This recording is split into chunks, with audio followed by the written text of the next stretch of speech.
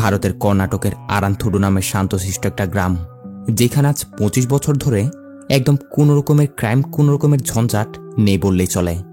এমনই শান্তশিষ্ট একটা গ্রামের মধ্যে একদিন শ্রীনিবাসান নামের নাম করা একটা লোকের মৃত্যু হয়। শ্রীনিবাসানের একজন বন্ধু, ওই এলাকারই বয়স্ক একজন পুলিশ কর্মকর্তা এসিপি নারায়ণ।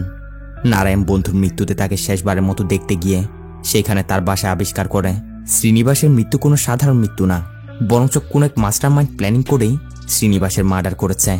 এই সূত্র ধরে তদন্ত করতে শুরু করলেই বেরিয়ে আসতে শুরু করে একের পর এক এমন এমন টুইস্ট, যা কেউ কল্পনা করতে পারেনি এমনও কিছু হতে পারে। বলছি 2025-এর কন্নড় ভাষায় মুক্তি পাওয়া মিস্ট্রি থ্রিলার মুভি আগ্নিয়া থাবাসি এর কথা। সময়টা 1997 সাল। কর্ণাটকের আরান্থুডু নামের কোন একটা গ্রাম। মধ্যরাতে দুজন লোক মিলে কোন একটা বাগানের মধ্য দিয়ে কেউ একজনকে খুঁজছে। এভাবে খুঁজতে খুঁজতে দুজন ওই বাগানের মধ্যেই একটা কূপের পাশে এসে পৌঁছে। জানা যায় এই কূপের মধ্যে কেউ একজন লাফ দিয়েছে। এরা দুজনের সাথে সাথে ঝাঁপিয়ে পড়ে লোকটাকে বাঁচিয়েও নেয়। এটা ছিল একটা পিছনের দৃশ্য। সিন প্রেজেন্টে আসে। এটা হচ্ছে পুলিশ অফিসার আনন্দ। আনন্দ তার হায়ার অফিসার নারায়ণ নামের এই লোকটার কাছে এসেছে। তো নারায়ণ আনন্দকে বলছে, তুমি তো জানোই আজ আমার মায়ের মৃত্যুবার্ষিকী। এই দিনটাতে আমি নিজের হাতে খাবার বানিয়ে সবাইকে খাওয়াই।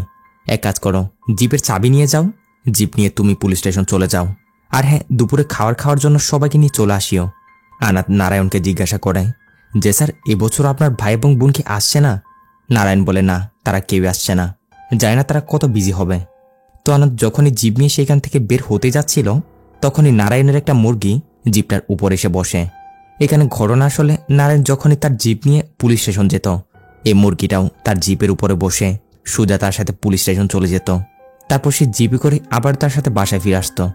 যাই হোক, এরপর আনন্দ যখন পুলিশ স্টেশন আসে, তখনই সেখানে লিঙ্গাপ্পান নামের একটা লোক এসে তার কাছে একটা কমপ্লেন দিচ্ছিল যে কাল রাতে নাকি অনেকগুলো হাতি তার বাগানে ঢুকে তার বাগানের সর্বনাশ করে দিয়েছে। এখানে আসল ঘটনা হচ্ছে, এই লিঙ্গাপ্পানের বাগানে আসলে কোনো হাতি কিছু ঢুকেনি। এ প্রায় সময় এরকম এসে মিথ্যা একটা কমপ্লেন করে যায়, যাতে করে সেই কমপ্লেনটা ফরেস্ট অফিসে দেখিয়ে তাদের কাছ থেকে একটা ক্ষতিপূরণের টাকা হাতাতে পারে। অবশ্য আনন্দ বিষয়টা ভালো করে জানে যে লিঙ্গাপ্পান এরকম টাকা হাতানোর জন্য এই কাজটা করছে। তারপরও লিঙ্গাপ্পানের ফ্যামিলি পরিস্থিতি দেখে আনন্দ তাকে কিছু বলে না। তো লিঙ্গাপ্পান তার কাজ করিয়ে নিয়ে সেখান থেকে চলে যাওয়ার পরপরই সেখানে আনন্দের কাছে আম্মাচ্ছি নামের এই মহিলাটা আসে। এসে আনন্দকে বলতে শুরু করে, স্যার, কিছুদিন পরে তো বর্ষাকাল, বৃষ্টি শুরু হলেই তো পুলিশ স্টেশনের ছাদ দিয়ে পানি পড়তে শুরু করবে। তো ছাদের রিপেয়ারিংয়ের কাজটা যদি আমাকে দিতেন তাহলে আমার জন্য অনেক ভালো হয়। মূলত আম্মাচিরা এরকম ছোটখাটো রিপেয়ারিংয়ের কাজটাজ করে থাকে আর কি। কথায় কথায় এখানে আম্মাচি নারায়ণের ব্যাপারেও কিছু কথা বলে যে নারায়ণ স্যারের মা মারা গেছে আজ 25 বছর হয়ে যাচ্ছে, তারপরও স্যার এখনো পর্যন্ত তার মায়ের মৃত্যুবার্ষিকী পালন করে। অবশ্য আমাদেরকেও দাওয়াত দিয়েছে। আনন্দ বলে, এইসব তো ঠিক আছে, কিন্তু এটা বলো তোমার মেয়ে পাঙ্কাজা বারবার ও চন্দ্রশেখরের বাসায় কেন চাই? যদি কেউ দেখে খারাপ কিছু মন্তব্য করে তাহলে কি করবে? আম্মাচা বলে, আরে স্যার, এরকম কিছুই না, আমার মেয়ে তো ওইখানে জাস্ট কিছু একটা শেখার জন্য যায়, বাস এইটুকুই। তো অন্যদিকে আমরা নারায়ণাকে দেখি যে কিনা খাবার দাবার রেডি করার পর তার মায়ের স্মরণে কিছু খাওয়া নিয়ে নিরিবিলি এক জায়গায় সেগুলো কাককে খাওয়ানোর জন্য এসেছিল। একটা কাক এসে সেগুলো খেতে শুরু করে। তো নারায়ণা কাকটাকে বলছিল যে মা, তোমার তো ক্ষীর অনেক পছন্দ, খেয়ে দেখো না, আমি নিজের হাতে বানিয়েছি। এবছরও না ভাই এবং বোন আসেনি। নিজে নিজে এসব বলতে বলতে নারায়ণা অনেক কান্না করছিল। এজাকের কিছুক্ষণ পরেই গ্রামের কিছু লোক, পুলিশ স্টেশনের কিছু লোক, তারা সবাই দাওয়াতে নারায়ণের বাসায় খেতে আসে। নারায়ণও সবাইকে বসিয়ে নিজের হাতে সবাইকে খাওয়া দাওয়া দিচ্ছে।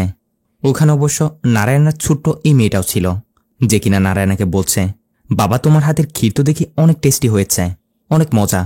এটা শুনে নারায়ণার কিছু একটা মনে পড়তেই তার আবার একটু মন খারাপ হয়ে যায়।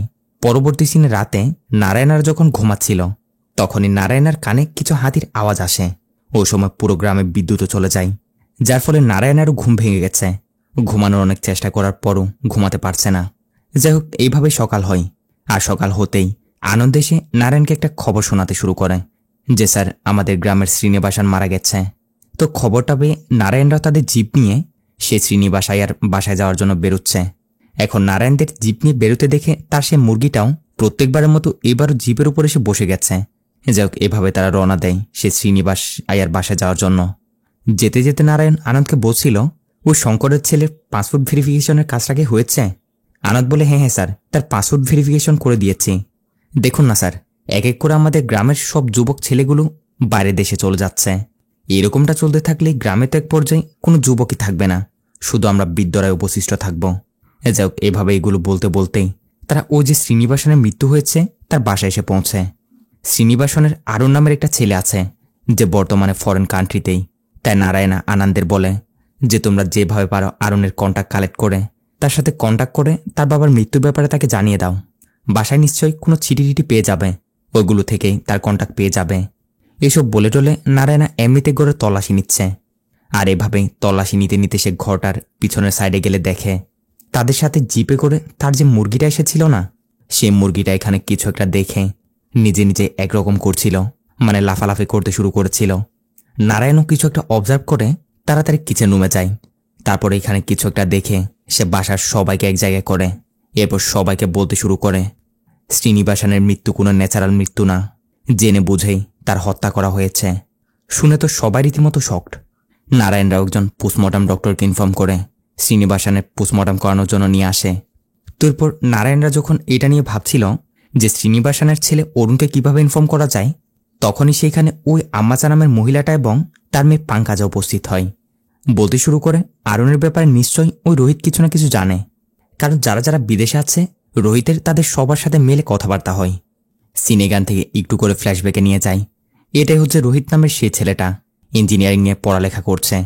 রোহিত তার বাবা এবং ভাইয়ের কোনোরকম হাতে পায়ে ধরে একটা কম্পিউটার কিনে এর সাথে কোনোরকম ব্যবস্থা করে সে কম্পিউটারটা চালানোর জন্য ইন্টারনেটও নিয়ে এসেছে। একটা বিষয় বলে রাখি, মুভির টাইমলাইন অনেকটা 1990 সাল বা ওইদিকের সময়কারের, তাই ওই সময় গিয়ে যোগাযোগ ব্যবস্থা, ইন্টারনেট ব্যবস্থা এগুলো কী রকমের ছিল তা তো বুঝতে পারছেন। রোহিতের কাছে একটা কম্পিউটার আছে মানে অনেক কিছুই। পুরো গ্রামে মিলে একটা মাত্র কম্পিউটারই আছে, তাও রোহিতের কাছেই। যাই হোক, এদিকে একদিন নারায়ণের বউয়ের ভাই মানে তার শালা ফরেন থেকে ইন্ডিয়াতে এসেছে কিছুদিন বেড়াতে। তো ওই প্রমোদ তো বাইরের দেশে সেটেল, ওইখানে একটা কোম্পানিতে জব করে। তো এখান থেকে প্রমোদ তার কোম্পানিতে একটা মেল করার জন্য নারায়ণাকে এসে জিজ্ঞাসা করে যে এখানে আশেপাশে কি কোনো ইন্টারনেট ক্যাফের ব্যবস্থা আছে। এখন নারায়ণও তো জানে তাদের গ্রামে এরকম ইন্টারনেটের কোনো দোকান নেই, শুধুমাত্র রোহিতের কাছে একটা কম্পিউটার আছে। তাই সে প্রমোদকে নিয়ে রোহিতের কাছে যায়। কথা মতো প্রমোদ রোহিতের কম্পিউটার ইউজ করে তার কোম্পানিতে প্রয়োজন মতো তার মেলটা পাঠিয়ে দেয়। এরপর প্রমোদ রোহিতকে বলতে শুরু করে এখানে তোমার কাছে ছাড়া আর কারো কাছে তো কম্পিউটার নেই। আমার দিদির সাথেও যখন আমার কথা বলতে ইচ্ছে হয় তখন ফরেন থেকে তার কাছে আমাকে চিঠি পাঠাতে হয়, এছাড়া আর কোনো উপায় নেই। তার উপর আবার সেই চিঠিটা পৌঁছাতে পৌঁছাতে অনেক সময় লাগে, আবার এদিক থেকে পাঠানোটাও অনেক ঝামেলা। তাই নেক্সট টাইম থেকে একটা কাজ করা যাক, আমি ওই দিক থেকে সোজা তোমার কাছে মেল পাঠাবো, এরপর সেই মেলটা তুমি আমার দিদির কাছে নিয়ে গিয়ে পৌঁছাবে। তারপর রিপ্লে আমার দিদি যেটা বলতে চাই তুমি সেটা এসে আমাকে মেল করবে। এরকমটা হলে ব্যাপারটা আমার জন্য একদম ইজি হয়।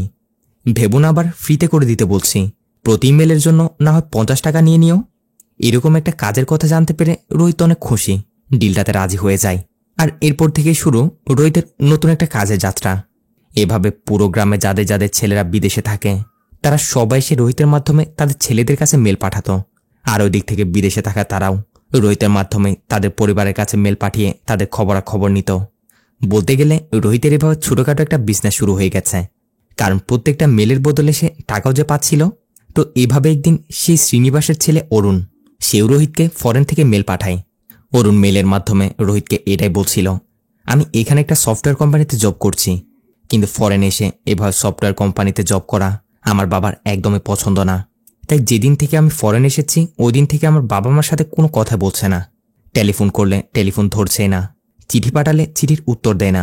তুমি যদি একটু ফ্রি সময় পাও তাহলে আমার বাবার কাছে গিয়ে একটু দেখে আসিও, সে কেমন আছে, কি অবস্থায় আছে, এসব কিছু এসে আমাকে একটা মেল করিও। অরুণের এই মেলটা পাওয়ার পর রোহিত কথা মতো সোজা সে শ্রীনিবাসনের সাথে দেখা করে। এটাই হচ্ছে শ্রীনিবাসন। এই শ্রীনিবাসন অনেকটা পয়সাওয়ালা একটা লোক, মানে তার অনেক জায়গা সম্পদ রয়েছে। গ্রামের লোকদের দিয়ে তার জমি চাষ করিয়ে এভাবে তার দিন পার করছে। এর সাথে আমরা এটাও জানতে পারি এই শ্রীনিবাসন টেকনোলজিকে অনেকটা ঘৃণা করে। যারা কম্পিউটার চালায়, ফরেন গিয়ে সফটওয়্যার কোম্পানিতে জব করে, তাদেরকে সে একদমই পছন্দ করে না। রোহিতকে শ্রীনিবাসন উল্টো কথা শুনিয়ে দেয় যে তুমি তোমার কম্পিউটার এসব কিছু বিক্রি করে দিয়ে এখানে থেকেই ভালো কিছু একটা করো। ভুলে যেও না এইসব টেকনোলজিগুলো আমাদের বর্তমান সমাজকে ধ্বংস করে দিচ্ছে। তো শ্রীনিবাসনের কাছ থেকে এইসব কিছু শোনার পর কথা মতো রোহিত এসে মেল করে অরুণকে এসব কিছু জানায়। রিপ্লাই পাওয়ার পর অরুণ ওদিক থেকে বলে আমার বাবাও না এরকমই, একে তো এদিকে ফরেনও প্রবলেম শুরু হয়েছে। এভাবে চলতে থাকলে সফটওয়্যার কোম্পানির এসব জবগুলো যাবে। ভাবছি আর না, এবার দেশে ফিরে আসি, ওইখানে নতুন কিছু একটা শুরু করি। রোহিত, তুমি একমাত্র আমাকে সাহায্য করতে পারবে। আমি যদি দেশে ফিরি তাহলে তুমি হবে আমার বিজনেস পার্টনার। আপাতত আরেকটা কাজ করে দাও। আমার বাবার না চিকেন কারি অনেক পছন্দ। আমি যখন দেশে ছিলাম তখন আমি নিজের হাতে আমার বাবাকে চিকেন কারি বানিয়ে খাওয়াতাম। এখন তুমি আমার সে আশাটা পূরণ করতে পারো। সময় পেলে একটু চিকেন কারি নিয়ে গিয়ে আমার বাবাকে দিও। তো কথা মতো পরবর্তী সিনে রোহিত বাজার থেকে চিকেন কারি কিনে নিয়ে গিয়ে সুজা শ্রীনিবাসকে দেয়। দিয়ে বলতে শুরু করে, আপনার ছেলে অরুণী আপনার জন্য এগুলো পাঠিয়েছে। বলেছে আপনার নাকি চিকেন কারি অনেক পছন্দ। এটা শুনে শ্রীনিবাসও খুশি হয়ে তাড়াতাড়ি চিকেন কারিগুলো নিয়ে খেতে শুরু করে। আর এভাবে দেখতে দেখতে রোহিত এবং শ্রীনিবাসের মধ্যে প্রায় সময় দেখা সাক্ষাৎ হতে শুরু করে। কথা আদান প্রদান করতে করতে রোহিতের সাথে যেন শ্রীনিবাসের একটা বন্ধুত্ব হয়ে গেছে। তো এর পরবর্তী সিনে অরুণ রোহিতকে আরও একটা মেল পাঠায়। যে মেলটাতে সে লিখেছে, রোহিত, আমাদের গ্রামে আম্মাচা নামের একটা মহিলা আছে না, যার একটা মেয়ে আছে পাঙ্কাজা। সে পাঙ্কাজাকে আমি স্কুল লাইফ থেকে ভালোবাসি। তাই আমাদের দুজনের লাভ জার্নি শুরু হয়েছিল, কিন্তু তারপর আমি ফরেন চলে আসায় আমাদের মধ্যে আর কোনো যোগাযোগ নেই। তাই পাঙ্কাজার জন্য আমি কিছু একটা লিখে একটা মেল পাঠাচ্ছি। তুমি সেটা প্রিন্ট করে একটু তাকে গিয়ে দিয়ে আসিও। কথা মতো রোহিত সেইটাই করে। অরুণের এই মেলটার একটা প্রিন্ট বানিয়ে সেটা নিয়ে গিয়ে পাঙ্কাজাকে দিতে শুরু করে। কিন্তু এটা হাতে নিয়ে পড়া শুরু করতেই পাঙ্কাজা আগামাতা কিছু বুঝতে পারছে না, কারণ লেখাগুলো ইংরেজিতে ছিল। ইংরেজি পাঙ্কাজা একটু কমই জানে। তাই সে রোহিতকে বলে, লেখাটা পড়ে তুমি আমাকে একটু শোনাও যে অরুণ কি বলতে চেয়েছে। কথা মতো রোহিত সেইটাই করে। লেটারে অরুণ পাঙ্কাজাকে লিখেছে যে সে তাকে অনেক মিস করছে, অনেক ভালোবাসে, এইগুলোই আর কি। তো এইগুলো রিপ্লাইয়ে যা যা বলতে হয় পাঙ্কাজা রোহিতকে সেগুলো জানিয়ে দেয়, আর রোহিত এসে সেগুলো অরুণকে মেল করে দেয়। এভাবেই অরুণ এবং পাঙ্কাজার মধ্যেও রোহিতের মাধ্যমে একটা কমিউনিকেশন শুরু হয়ে যায়। যখনই সময় পাই তখনই পাঙ্কাজা রোহিতের বাসায় যায়, অর্থাৎ তার কম্পিউটারাইজ করে অরুণের সাথে কথা বলতে। এই বিষয়ে পাঙ্কাজা তার মাকে মিথ্যা একটা বলে রেখেছে যে সে নাকি রোহিতের কাছে কম্পিউটার শিখতে যায়। তারাও এটাই ধরে নিয়েছে। অন্যদিকে দেখা যায় নারায়ণ এবং শ্রীনিবাসনের মধ্যেও ভালো একটা সম্পর্ক ছিল। যখনই নারায়ণা টাইম পেত তখনই সে শ্রীনিবাসনের সাথে সে কথাবার্তা বলতো। কোনো একটা কারণে নারায়ণা শ্রীনিবাসনকে অনেক শ্রদ্ধা করে, আর কারণটা কি সেটা পরে গিয়ে জানতে পারবেন। যাই হোক, এভাবে কথা বলতে বলতে শ্রীনিবাসনরা যখন রাস্তা দিয়ে যাচ্ছিল তখনই সে রাস্তা দিয়ে রোহিত এবং তার বাবা চন্দ্রশেখর যাচ্ছিল। কথায় কথায় শ্রীনিবাসন তাদের সবাইকে বলে, আমার ছেলে বিদেশের কাজের চক্করে পড়ে আমাকে ছেড়ে চলে গেছে। আমার প্রয়োজনের সময় সে আমার পাশে নেই। আমার এত এত প্রপার্টি, সেগুলো দিয়ে আর কি আর হবে। তাই ভাবছি সবগুলো প্রপার্টি একটা দলিল বানিয়ে সেগুলো কোনো অনাথ আশ্রমের নাম করে দিব। শ্রীনিবাসনের এই কথা শুনে রোহিত তো হা করে যায়। যাই হোক, কিছুদিন পরেই পাঙ্কাজা আবারও রোহিতের কাছে এসেছে।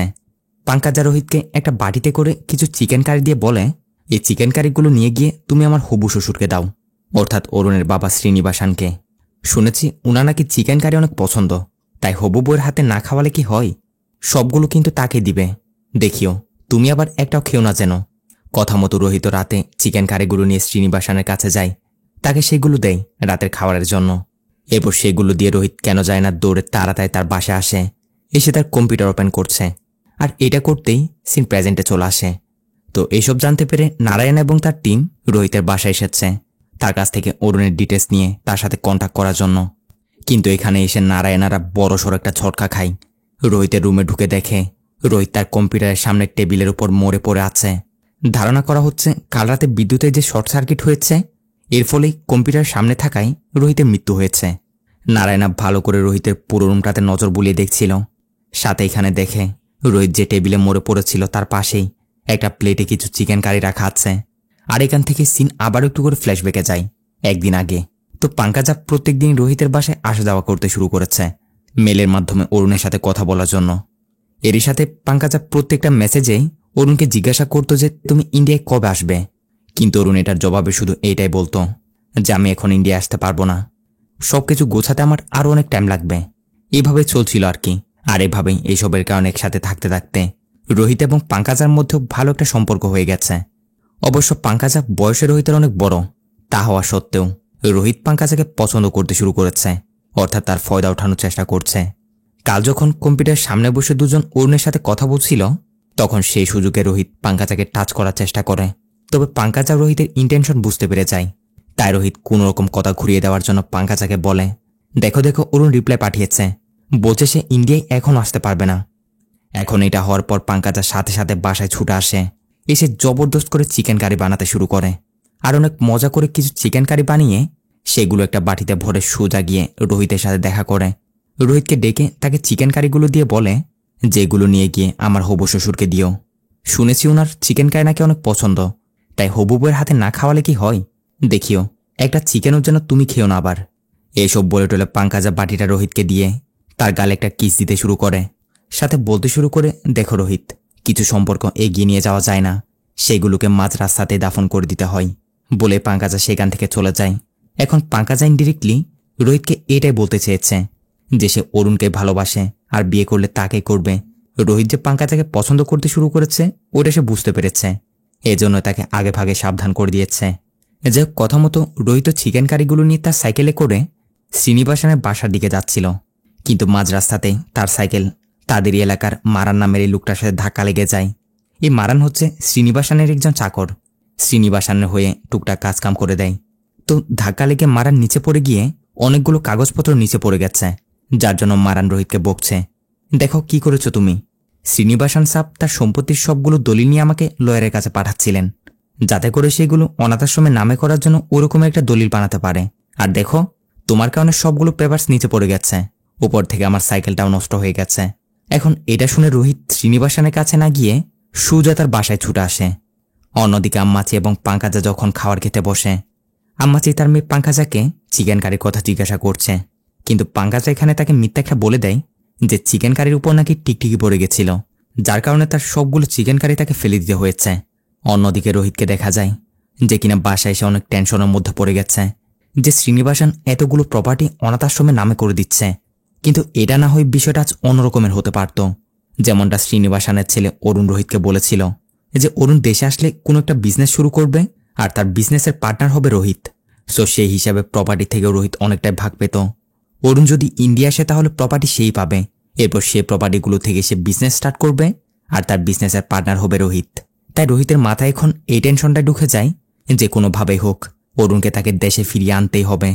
কিন্তু আবার এটাও সমস্যা, অরুণের আসতেও তো অনেক লেট হবে, ততক্ষণে তো শ্রীনিবাসন প্রপার্টি অনাথাশ্রমের নামে করে দিবে।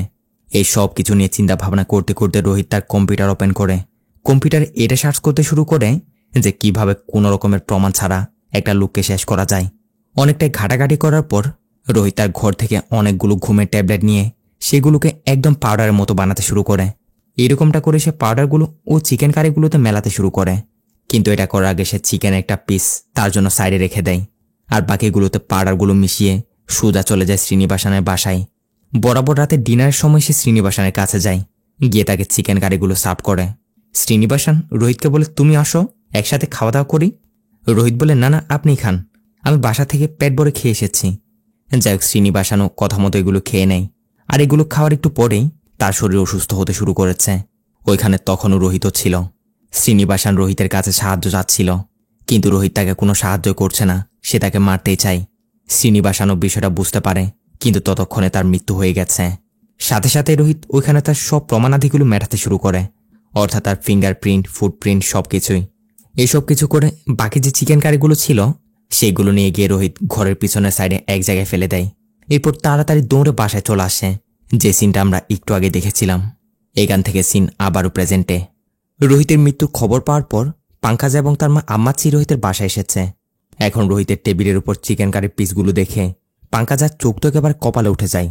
তখনই পাঙ্কাজার এমন বিহেভিয়ার দেখে নারায়ণার তার উপর সন্দেহ যায় যে পাঙ্কাজার নিশ্চয়ই কিছু না কিছু জানেই, যার কারণে সাথে সাথে পাঙ্কাজাকে পুলিশ স্টেশন নিয়ে যায় আর জিজ্ঞাসাবাদ করতে শুরু করে। এরই সাথে নারায়ণার তার টিমের একজন লোককে পাঙ্কাজাদের বাসা পাঠিয়েছিল সেখানে আশেপাশে খোঁজাখুঁজি করে দেখার জন্য যে কিছু পায় কিনা।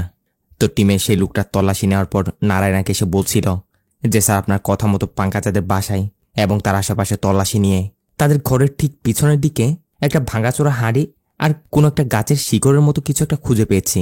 আমার সন্দেহ হয়েছে, তাই আপনাদের দেখানোর জন্য নিয়ে এসেছি। এখন এই শিকড়টা দেখা মাত্রই আনন্দরা সবাই এটা চিনতে পারে। এই শিকড়টা পাসামপাড়া নামের এমন একটা গাছের শিকড়, যেটা অনেক বিষাক্ত একটা গাছ। এই শিকড়টা পাঙ্কাজাদের বাসা সেখানে কিভাবে এলো? নিশ্চয়ই এটা কিছুর সাথে মিশে কাউকে খাওয়ানো হয়েছে। যা বুঝতে পেরে পাঙ্কাজার মা আম্মাচি তো অজোরে কান্না করতে শুরু করে দেয়। অর্থাৎ সেও জেনে গেছে যে পাঙ্কাজা কিছু একটা করেছে। বলতে শুরু করে, ওই রাতে তুই আমাকে মিথ্যা বলেছিস যে চিকেন কারিতে টিকটিকি পড়েছিল, তাই সেগুলো তুই ফেলে দিয়েছিস। কিন্তু এখন আমি বুঝতে পারছি তুই সেগুলো দিয়ে অন্য কিছু করেছিস। স্যারদের কাছে স্বীকার করে নে তুই কি করেছিস। আনাদরাও পাঙ্কাজাকে কড়াভাবে জিজ্ঞাসা করে যে বলো কি করেছো তুমি। তো যা হয়েছিল পাঙ্কাজাও সেগুলো বলতে শুরু করে যে স্যার আমি এবং অরুণ আমরা দুজনে একজন একজনকে অনেক ভালোবাসি, কিন্তু অরুণ পড়ালেখা শেষ করে সে বিদেশে চলে গেছে, যার পর থেকে তার সাথে আমার কোনো কানেকশনই নেই। তারপর এই কিছুদিন আগেই রোহিতের মাধ্যমে আমার অরুণের সাথে আবারও ইমেলের মাধ্যমে কথা হতে শুরু করে, কিন্তু যখনই আমি অরুণকে ফিরে আসতে বলতাম তখনই সে কোনো না কোনো একটা বাহানা দিয়ে দিত। তাই আমি টেনশনের মধ্যে পড়ে যাই কিভাবে অরুণকে দেশে ফিরিয়ে নিয়ে আসা যায়। মাথায় আসলো যদি তার একমাত্র বাবার কিছু হয়ে যায় তাহলে সে নিশ্চয় দেশে ফিরে আসবেই। তাই প্ল্যানিং করেই চিকেন কারির মধ্যে পাসামবাড়া গাছের শিকড় মিলিয়ে সেগুলো আমি রোহিতের দিয়ে অরুণের বাবা শ্রীনিবাসের কাছে পাঠিয়েছি। তবে রোহিতকে আমি বলে দিয়েছিলাম যেন চিকেন কারিগুলোর মধ্য থেকে সে যেন একটুও না খায়, কিন্তু সে কথা শুনেনি, খেয়েছে, যার কারণে তারও মৃত্যু হয়েছে। সিনেগান থেকে আবার একটু করে ফ্ল্যাশব্যাকে যায়। শ্রীনিবাসকে চিকেন কারিগুলো খাইয়ে দেওয়ার পর রোহিত তাড়াহুড়ো করে তাড়াতাড়ি বাসায় আসে। এরপর কম্পিউটার ওপেন করে তার সামনে বসে সে যে চিকেন কারিগুলোর মধ্য থেকে তার জন্য একটু করে সাইডে রেখে দিয়েছিল না, সে তো আর জানে না এগুলোর মধ্যে বিষাক্ত পাসামবাড়া গাছের শেকড় মেশানো। তাই সে চিকেন কারিটা খেয়ে খেয়ে তার কম্পিউটার টিপছিল। কিন্তু তখনই জঙ্গলের হাতির কারণে পুরো গ্রামের মধ্যে হয়ে যায় লোডশেডিং, অর্থাৎ হাতি গ্রামের কিছু জায়গায় ঢুকে ভাঙচুর শুরু করেছিল, যার কারণে লোডশেডিং হয়েছে। তাইভাবে হঠাৎ লোডশেডিং হওয়ায় শর্ট সার্কিট হয়ে রোহিতের কম্পিউটারটা জ্বলে যায়। এর সাথে সাথেই চিকেন কারিগুলো খাওয়ার ফলে রোহিতেরও মৃত্যু হয়। এইভাবে ঘটনাটা হয়েছিল। সিন প্রেজেন্টে নারায়ণা তার টিমকে ওই বিষাক্ত পাসামবাড়া গাছের শিকড়টার ব্যাপারে বলছে, যে গাছের শিকড়ের না কোনো স্বাদ হয় না কোনো কালার। এটা এমন একটা জিনিস পোস্টমর্টম রিপোর্টে ওটা ধরা পড়ার চান্স একদমই নেই বললে চলে। অর্থাৎ বুঝতে তো পারছেন মুভিতে যে সময়টা দেখানো হয়েছে তখনও প্রযুক্তি তেমন একটা উন্নতি হয়নি। নারায়ণা বলছে যেই এটা খাবে কয়েক মিনিটের মধ্যে তার মৃত্যু নিশ্চিত। শুধুমাত্র পশু পাখি এমন একটা জিনিস যারা এই গাছের একটা পাতা দেখা মাত্র তার বিষক্রিয়াকে চিনতে পারে, তারা একমাত্র এই গাছের সুগন্ধি পায়, সেটা যেটার সাথে মিলিত থাকুক না কেন। পশু পাখিরা এটা সুগন্ধ পেলে তারা আজব রকমের বিহেভ করতে শুরু করে। যখন নারায়ণা শ্রীনিবাসের মৃত্যুর খবর পেয়ে তার বাসায় তল্লাশি নিতে গিয়েছিল তখন নারায়ণা বাসার পিছনের দিকে দেখেছিল কোনো একটা জায়গায় দাঁড়িয়ে তার ওই মুরগিটা আজব রকমের বিহেভ করছিল। ওইটা দেখে মূলত নারায়ণা বুঝতে পেরেছিল যে শ্রীনিবাসের মৃত্যু কোনো সাধারণ মৃত্যু না, কেউ জেনে বুঝে প্ল্যানিং করে তাকে মেরেছে। কারণ ঠিক ওই জায়গায় রোহিত শ্রীনিবাসকে চিকেন কারিগুলো খাইয়ে বাকি চিকেন কারিগুলো ওই জায়গাতেই ফেলে চলে এসেছিল, যেগুলো দেখে তার মধ্যে পাসামবাড়া গাছের বিষক্রিয়াটা চিনতে পেরে মুরগিটা লাফাচ্ছিল। এভাবে নারায়ণা কেসটা সলভ করে। পরবর্তী সিনে রাতে আনন্দ নারায়ণাকে বাসায় ড্রপ করে দিতে গেলে যেতে যেতে আনন্দ পুরো রাস্তায় এই কেসটার ব্যাপারে ভাবছে, কারণ তার এখনো অনেক কিছু জানার বাকি। কেসটা তার কাছে এখন অনেক ঘোলাসা। মনে মনে সে নিজেকে নিজে বলছে যে কোনো কেসই সলভ করার ক্ষেত্রে মিনিমাম 3টা উপায় অবলম্বন করতে হয়। প্রপার একজন আই উইটনেস, কিন্তু এই কেসে কোনো আই উইটনেস নেই। দ্বিতীয়ত একজন প্রাইম সাসপেক্ট, এই কেসে তারও কোনো ধরা ছোঁয়া ছিল না। আবার কোনো প্রাইম সাসপেক্ট থাকলেও তার জন্য যথাযথ প্রমাণও প্রয়োজন। এই কেসের মধ্যে এরকমের কিছু ছিল না। তারপরও নারায়ণ স্যার একদিনের মধ্যে এটা কিভাবে সলভ করে ফেলল? নিশ্চয় কেসটা নারায়ণ স্যারের জীবনের সাথে কোনো না কোনোভাবে মিলিত আছে। এই পাসামবাড়া গাছের শিকড়ের ব্যাপারেও এতটাই পাউন কিভাবে জানেন? নিশ্চয় উনি কখনো না কখনো এটা ইউজ করেছেন। এভাবে এসব নিয়ে চিন্তা করতে করতে তারা নারায়ণার বাসার সামনে এসে পৌঁছায়। নারায়ণাকে নামিয়ে দেওয়ার পর আনাত নারায়ণাকে বলে যে স্যার পাঙ্কাজা যেটা করেছে ওটার জন্য তার শাস্তি তো হবেই, কিন্তু আপনি যেটা লুকাচ্ছেন আপনার কি হবে? আপনি কিভাবে ধরা পড়বেন? আপনাকে কে ধরবে? নারায়ণা বলে আনন্দ, আজ 30টা বছর ধরে আমি শান্তিতে ঘুমাতে পারছি না। আমি আমার শাস্তি, আমার কাজের ফল প্রত্যেক দিনই ভোগ করছি। বলার সাথে সাথে সিন 30 বছর আগের ফ্ল্যাশব্যাকে চলে যায়। নারায়ণার মায়ের 3টা বাচ্চা, সবার বড় হচ্ছে নারায়ণা, আরেকটা বোন, আরেকটা ছোট ভাই। একদিন নারায়ণার মা নারায়ণার ভাইটা এবং তার বোনটাকে নিয়ে তাদের নিয়ে কূপের মধ্যে ঝাঁপ দিয়ে নিজেদের শেষ করে দেওয়ার চেষ্টা করছিল কোনো একটা কারণে। নারায়ণা তার মা, তার ভাই, তার বোনকে ওই সময় পুরো জায়গায় খোঁজাখুঁজি করছে। আর এটা করার সময় রাস্তায় তার সাথে দেখা হয় শ্রীনিবাসানের। নারায়ণা শ্রীনিবাসকে পুরো ঘটনা খুলে বলে, যার সাথে সাথে শ্রীনিবাসও মিলে নারায়ণার মাকে খুঁজতে শুরু করে। তারপর তারা দুজন অনেক খোঁজাখুঁজি করার পর জঙ্গলের ভিতর সে কূপটার পাশে এসে জানতে পারে এখানে নারায়ণের মা নারায়ণের ছোট ভাই বোনকে নিয়ে ঝাঁপ দিয়েছে। সাথে সাথে শ্রীনিবাস এবং নারায়ণও সেখানে ঝাঁপ দিয়ে তাদেরকে কূপ থেকে তুলে বাঁচিয়ে নেয়, যে সিনটা আমরা একদম মুভির শুরুতে দেখেছিলাম। কেন এমনটা করেছে জিজ্ঞাসা করলে নারায়ণের মা বলতে শুরু করে, আমি চাই না আমার মৃত্যুর পর আমার এই 2 ছোট ছোট ছেলেরা তাদের কষ্টের মধ্যে জীবন পার হোক। এজন্য আমি চাই আমার সাথে তারাও শেষ হয়ে যাক।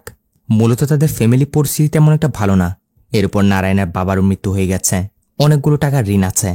তো শ্রীনিবাস তখন নারায়ণের মাকে অনেক করে বোঝায়, এই যে সমস্যা কার জীবনের মধ্যে নেই সেটা বলুন, সবার মধ্যেই কোনো না কোনো সমস্যা আছে, তাই বলে এমন কিছু করা সেটা একদমই উচিত না। আপনার বড় ছেলে নারায়ণ আছে না, দেখবেন কয়েকদিন পর সে কিছু না কিছু একটা করে নিজের পায়ে দাঁড়াবেই। এভাবে আর কি শ্রীনিবাসান তাদের অনেক বোঝায়। মূলত এই জন্যই শ্রীনিবাসানের সাথে নারায়ণের সম্পর্কটা তো ভালো। যাক, এর কিছুদিন পরেই নারায়ণা পুলিশের চাকরিতে জয়েন করে, আরেকজন প্রভাবশালীর একটা মেয়েকে বিয়ে করে নেয়। এখন পুলিশের চাকরিতে নারায়ণের ট্রান্সফার লেগেছিল শহরে। চাকরি নারায়ণের জন্য অনেক ইম্পর্টেন্ট, আবার একা তার ফ্যামিলি এখানে রেখে সে যেতেও পারবে না। তাই নারায়ণের শ্বশুর তাকে বলে যে আপাতত তুমি পুরো পরিবার নিয়ে শহরে শিফট করো, তোমার মা তোমার ভাই বোন সবাইকে নিয়ে। কয়েকদিন পরে আমি কোনো না কোনো একটা ব্যবস্থা করে দিব, তোমার পোস্টিং এখানে গ্রামে করার ব্যবস্থা করব। তো এই কথাটা গিয়ে নারায়ণা যখন তার মাকে বলে যে মা আমাদের শহরে যেতে হবে, আমার শিফটিং সেইখানেই, কিন্তু নারায়ণের মায়ের জন্য সাফ সাফ না করে দেয় যে শহরে গিয়ে আমি অন্যদের গোলামি করব। তোমার ইচ্ছে করলে তুমি তোমার বউকে নিয়ে চলে যাও, আমাদের চিন্তা তোমাকে করতে হবে না, আমি একাই আমার 2 ছেলে মেয়েকে মানুষ করতে পারবো। মূলত নারায়ণের বাবা মারা যাওয়ার পর তার মায়ের মেন্টালি একটু সমস্যা হয়ে গেছিল। এরপর আবার এর কয়েকদিন পরে দেখা যায় নারায়ণের ছোট ভাই একটা জায়গায় বসে কান্না করছে, যেটা দেখে নারায়ণের বোন এসে তাকে জিজ্ঞাসা করে যে কি হয়েছে, কান্না কেন করছিস? ছেলেটা বলতে শুরু করে, দিদি আজকে মা আবারও আমাকে কূপের পাশে নিয়ে গেছে, আমার অনেক ভয় করছে, যদি আবার ওই দিনের মতো আমাদের নিয়ে লাফ দিয়ে দেয়, জানি না আমাদের মা কখন আমাদেরও মেরে দেয়। এগুলো শোনার পর নারায়ণের বোন সাথে সাথেই নারায়ণকে এসে সবকিছু বলে। নারায়ণকে কান্না করে করে বলতে শুরু করে যে ভাই আমরা বাঁচতে চাই। এমনটা চলতে থাকলে জানি না মা কোন দিন আবার ওই দিনের মতো কাণ্ড করে বসে, সাথে আমাদেরকেও না শেষ করে দেয়। নারায়ণা কি করবে কিছু বুঝতে পারছে না, তার ভাই বোনকেও তো বাঁচাতে হবে। তাই অনেক ভাবনা চিন্তা করার পর সিদ্ধান্ত নেয় তার মা যেটা করছেন সেটা অবশ্যই ভুল করছে, তাই একজনের ভুলের জন্য 3 জনের জীবন না দিয়ে তার মাকে শেষ করে দেওয়াটা নারায়ণের উচিত মনে হয়। যার জন্য নারায়ণা সেই পাসাম্বারের কাছে শিকড়টা ইউজ করে, শিকড়টা ক্ষীরের সাথে মিশিয়ে তার মাকে খাইয়ে দেয়। এরপর কাজ শেষ করার পর বাকি ক্ষীরগুলো নিয়ে গিয়ে যখন এক জায়গায় ফেলে দেয়, তখনই নারায়ণা দেখেছিল তার একটা মুরগি সেই ক্ষীরগুলো দেখে কেমন করে যেন লাফাচ্ছে, সেই ক্ষীরগুলো দেখে কেমন যেন করছে, অনেক লাফাতে শুরু করেছে। মূলত এই জিনিসটাই ছিল প্রেজেন্ট কেসের মিড পয়েন্ট, যেটা দেখে নারায়ণা বুঝতে পেরেছিল যে শ্রীনিবাসের মৃত্যু কোনো সাধারণ মৃত্যু না, তাকে কেউ জেনে শুনে মেরেছে। তাই কেসটাও নারায়ণা সলভ করতে তেমন একটা সময় লাগে না। তবে 30টা বছর ধরে নারায়ণা অনেক কষ্টে অনেক আফসোসের দিন পার করছে, যে তখন ভাই বোনের কথা চিন্তা করে তাদের বাঁচাতে সে নিজের হাতে নিজের মাকে শেষ করেছে। এইভাবে একটা মিক্সড ফিলিংয়ের সাথে আজকের এই মুভিটা এইখানে শেষ হয়। তো ভিডিও কেমন লেগেছে আপনাদের অবশ্যই কমেন্ট করে জানিয়ে দিবেন। আর যাওয়ার আগে সামাজিক কাজগুলো করে যেতে তো একদমই ভুলবেন না। দেখা হবে পরবর্তী ভিডিওতে, ততক্ষণ ভালো থাকবেন, সুস্থ থাকবেন, টাটা, বাই বাই।